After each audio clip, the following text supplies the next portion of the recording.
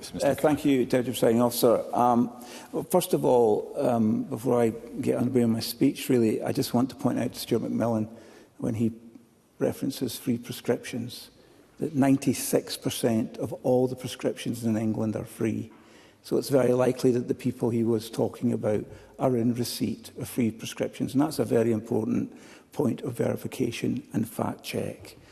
I'm a bit confused about an intervention on Jeremy Balfour, who I thank for bringing this motion to the Chamber today. And I also pay tribute to him for his campaigning work, not just on behalf of people who have the need of changing places, but more widely the disabled community in Scotland. He is a real champion, a terrier for that group here, and he's rightly raising issues in this chamber tonight that should be treated with great soberness by the Minister. But I'm really confused about the intervention that the Minister made on Jeremy Balfour, because she seemed to indicate that there is money but wouldn't say what it was. And I feel like we've gone through all these speeches, maybe, wasting our time and breath, because maybe she's about to announce that there is £10 million in this year's budget. And I wish she would have said that. And then we could have spent our time congratulating the government on finally moving and making real the commitment that was made so long ago. But at this point in time, we don't know.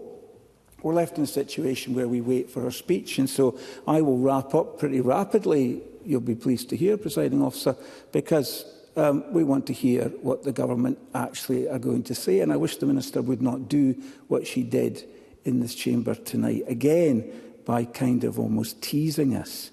Being led down the garden path is what Alexander Stewart said the government had been doing in relation to this subject for a number of financial years.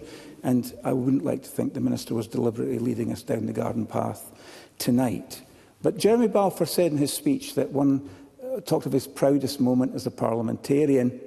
And one of the experiences I had as a parliamentarian early on in my experience as an elected member made me extremely, caused me to feel very humble. And that was when Jamie Muir and his team at Blair Drummond Safari Park asked me to come along and be present for the official opening of their changing places at the Safari Park. And there were there people that PAMIS had brought along, families with members of their family in various with various needs that meant that changing places were really genuinely transformative. And I honestly can tell you that in all of the things I've done as an elected member of both the House of Commons and also this Parliament, I don't think I'll ever forget the faces of the people at that opening and the joy that they felt at being able to visit the Safari Park and not suffer the indignity of having to find a relatively clean space on the floor for a member of their family to be looked after in a very intimate way. Once you've, and I know a number of members in this place will have experienced the joy that people feel that they can actually have the freedom to go and visit somewhere and not suffer that indignity. Because we are talking about dignity. We're talking about dignity and the sense of independence that changing places creates. Two quotes jump off the page at me whenever I think of those two values. And this is the first quote about dignity. Using a changing places toilet means I don't have to lie on the floor in a public toilet. It makes me feel valued and respected. It's the difference between staying at home and being able to go out and enjoy life. And in relation to having a sense of independence, a greater sense of self-reliance, it's the only reason we can go on holiday or visit certain places. Without changing places, it just wouldn't be possible. Having access to these facilities means fewer compromises and more opportunities for spontaneity.